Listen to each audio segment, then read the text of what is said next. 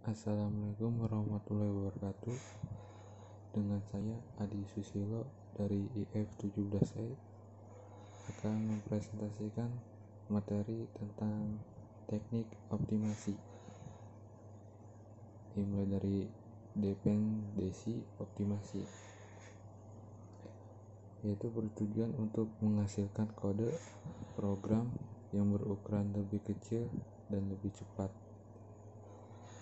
yaitu Machine Dependent Optimizer, Machine Independent Optimizer (optimasi lokal dan optimasi global). Optimasi lokal adalah optimasi yang dilakukan hanya pada suatu blok dari source code dengan cara yang pertama polling, yaitu mengganti konstanta atau ekspresi yang bisa dievaluasi pada saat compile time dengan nilai komputasinya. Di sini ada contohnya. Lalu yang kedua, redundant sub-expression elimination, yaitu hasilnya digunakan lagi daripada dilakukan komputasi ulang. Lanjut di optimasi dalam sebuah iterasi. Loop unrolling adalah mengganti suatu loop dengan menulis statement yang ada dalam loop ditulis beberapa kali. Karena sebuah iterasi pada implementasi ke level rendah memerlukan yang pertama inisialisasi nilai awal pada loop dilakukan sekali pada saat permulaan eksekusi loop. Yang kedua, pengetesan apakah variabel loop telah mencapai kondisi terminasi. Yang ketiga, adjustment, yaitu penambahan atau pengurangan nilai pada variabel loop dengan jumlah tertentu. Keempat, operasi yang terjadi pada tubuh ulangan (loop body). Sini ada contohnya. Lanjut, frekuensi reduction adalah pembinaan statement ke tempat yang lebih jarang dieksekusi.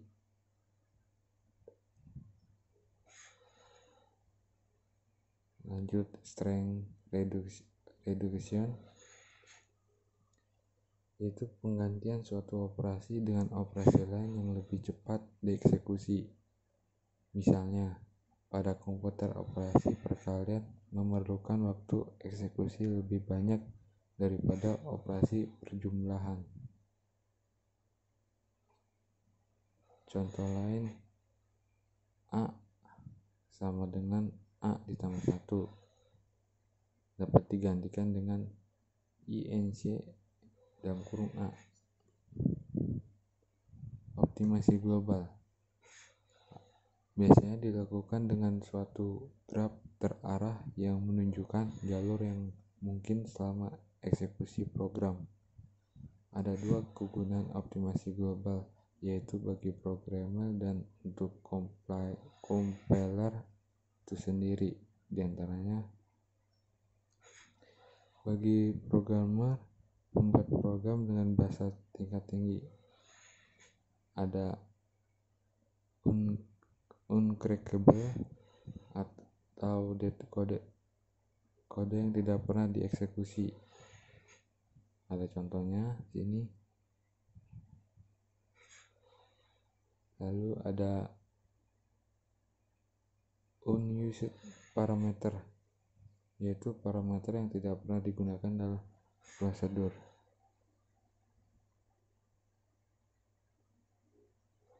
Lanjut, unused variable, yaitu variabel yang tidak pernah dipergunakan. Di sini ada contoh di kotak. Variabel tidak pernah digunakan dalam manipulasi sehingga tidak perlu untuk dideklarasikan.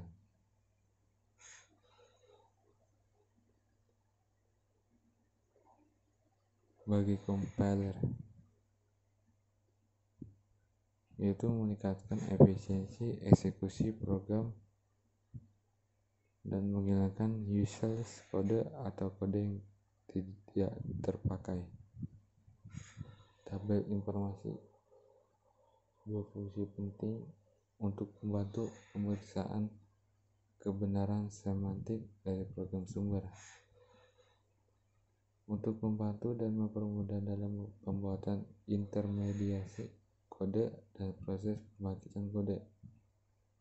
Secara umum, sebuah tabel simbol bisa memiliki elemen-elemen tabel sebagai berikut, meskipun tidak semuanya dipergunakan oleh semua compiler. Pertama, nomor urut identifier, itu menentukan nomor urut pada tabel simbol. Kedua, nama identifier.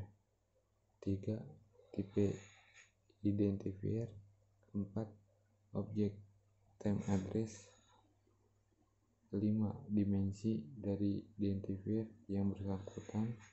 Keenam, nomor baris variabel yang dideklarasikan. Ketujuh, nomor baris variabel yang direferensikan. Dan yang kedelapan, file link. Tabel informasi ada beberapa jenis, yaitu tabel identifier yang berfungsi menampung semua identifier yang terdapat dalam program. Lanjut, tabel array berfungsi menampung informasi tambahan untuk sebuah array. Dan tabel blok mencatat variabel-variabel yang ada pada blok yang sama. Tabel real yaitu menyimpan elemen tabel bernilai real. Tabel string menyimpan informasi string. Dan tabel display mencatat blok yang aktif. Di tabel identifier memiliki pertama, nomor urut identifier dalam tabel. Kedua, nama identifier. Ketiga, jenis dari identifier. Keempat, tipe dari identifier. Dan kelima, level dari identifier. Untuk identifier, pencatatan dapat berupa seperti alamat, lalu informasi referensi dari identifier tertentu, link, normal, dan di sini ada contoh dalam Pascal. Lanjut,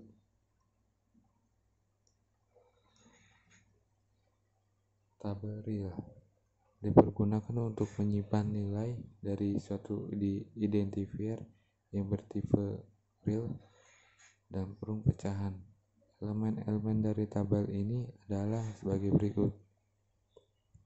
Yang pertama, nomor urut elemen. Yang kedua, nilai real suatu variabel real yang mengacu ke indeks tabel ini. Pemikirannya di sini, setiap tipe yang memiliki oleh suatu bahasa akan memiliki tabelnya sendiri. Lanjut, tabel string dipergunakan untuk menyimpan informasi string yang terdapat pada program sumber. Elemen-elemen yang terdapat dalam tabel ini adalah nomor urut elemen, karakter-karakter yang merupakan konstan. Lanjut, tabel display menyimpan informasi-informasi mengenai blok yang lagi aktif. Elemen-elemen yang terdapat dalam tabel ini adalah nomor urut tabel dan blok yang aktif. Pengisian tabel display dilakukan dengan konsep stack. Dan selesai di sini presentasi saya. Terima kasih.